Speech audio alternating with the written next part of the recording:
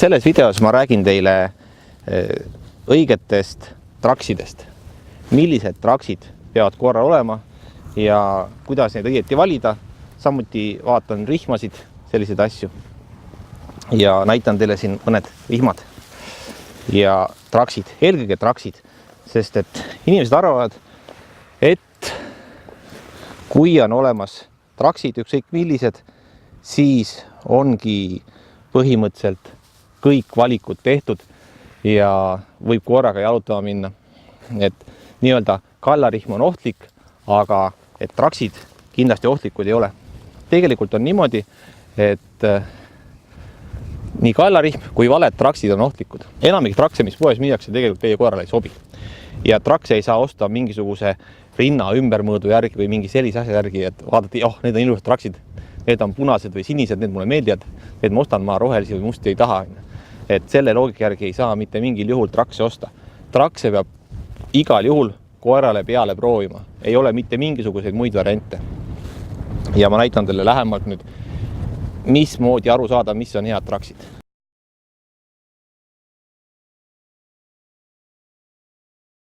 Vaatame siis koeratrakse. Millised need peaksid olema, millised on õiged traksid ükskõik millisele koerale. Te peate need trakse proovima, et saada aru, kas see sobib. Peast umbes mingi keha ümbermõõdu järgi ei saa trakse osta.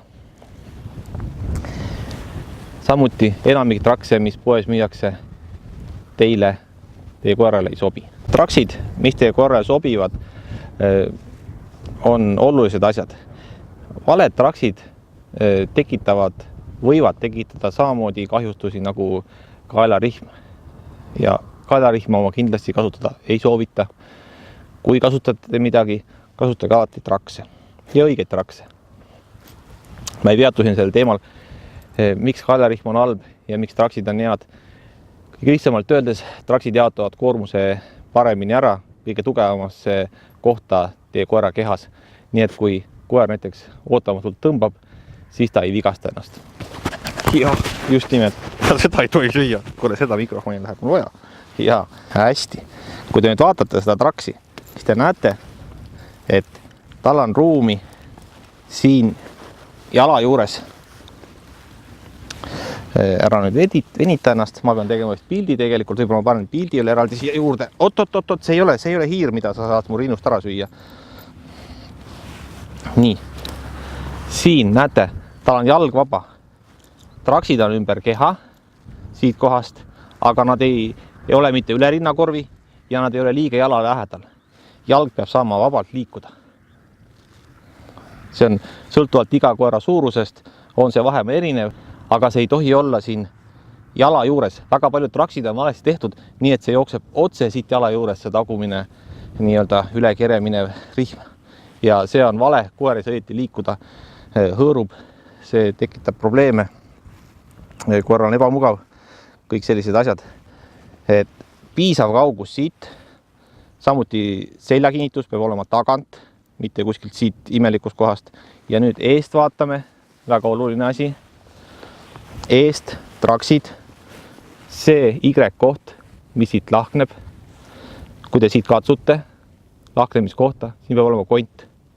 See ei tohi tulla kuhugi siia kaela peale, näiteks osad traksid on siit kohast hoopis kinnitusega või jääda siia liiga madalale. Et õige koht on see, kus see kont on siin all. Ja minu rihmal on siin selline lausa A-sümmargune, on kohe tunda läbi selle katsudes, aga kui seda A-sa ei ole, siis lihtsalt te peate nagu enam vaatama, kas siin on kohas on kont. See ei tohi olla kõrgemal, siia pehme kaela osa peale ei tohi need rihmad mitte mingil juhul tulla, peab jääma siia õigesse kohta. Samamoodi rihmade laiused, et nad oleks proportsioonis koeraga. Kui sellisele väikesele koerale osta nüüd sellised laiad rihmad, siis nendega on tal ebamugav, need hõõruvad, need ei püsi tal õieti peal, et alati vaadake koera suurusele õiged traksid. Aga kõige tähtsam, siit Y-kohast katsute konti ja vaatate, et see on piisavalt kaugel keres. Siin see nii-öelda keskmine üle kere minev rihm. Kaks väga olulist asja. Kindlasti ei tohi osta trakse, millel on siis ees see rihma kinnitus. See on koeral eluohtlik. nii nagu ka kaelarihm on eluohtlik tegelikult. Et kindlasti ei tohiks trakse kasutada mingisugustel mujal kinnitusel kui siit peal kinnitusel, selja peal kinnitamisel. Kõik muud variandid sisuliselt peaks ära keelama. Vot niimoodi. Niisugune lugu nende traksidega. Katsuge valida oma koerale õiged traksid. Näiteks väiksele koerale, näiteks mingisugune Chihuahua või mingi selline koer või väiksem koer mingit sorti. Nende rihmadega, õigem traksidega on suur probleem. Need tehaksegi kohe alguses valesti, tehakse selline väike aas ja see jalg jääb siia lausa päris kinni. Et ei ole mingisugust vaba liikumist siin kere juures ja väga paljud traksid on valesti tehtud. Ka suurte koerte omad, et vaadake hoolega, milliseid trakse te koerale ostate. Vot sellised väikesed näpunäited trakside suhtes. Rihmadest nii palju veel, et minul on kõik tavalised rihmad, ehk siis need ei ole mingisugused fleksid. Ta võib olla küll mingi fancy, mingisugune kollane või punane või mis iganes värvi. Minul on kõige tavalisemad, mis nad see on, ma ei oskagi öelda, kuidas seda nimetada, tavalised rihmad. See on 5-meetrine jalutusrihm, mis on põhirihm, siis on väiksem rihm, see on nüüd ka selline 1,5 meetrit, seda on mul ka ilusamad nii-öelda pidupäevarihm, mis on nahast siis, millega me jalutame nii-öelda linna vahel, aga muidu läheb selline tavaline rihm ja siis on veel eraldi nii-öelda jahirihm 15 meetrit. See on nüüd ka selline jämedamat sorti, võib osta ka sellise peenema. Seda ma kasutan ka vahest, kas siis kui teha otse jahikatseid, aga kas või lihtsalt tahad koera lasta veelgi pikemale jalutuskäigule. Nii-öelda kui on ruumi, kus see rihm kinni, siis ei jää ja saab liikuda. Aga ütleme selline 5-8 meetrit on väga hea rihm ja rihm, mis ei veni. Ehk siis mitte fleksi. Fleksi rihm on halb. Fleksi rihm ei anna ei koerale ega teile mitte mingisugust tagasisidet. Kui te ei ole nagu koera treeninud, siis te võib-olla ei mõista, et mida see tähendab, et puudub tagasiside konkreetsus, aga kui te hakkate koera treenima, siis te üsna kiirelt mõistate, et fleksi rihm selleks ei sobi. Sellega ma tõmbakski hetkel selle traksi ja rihmaloo kokku, nii et head traksi ostmist teile, mis ongi tähtsam.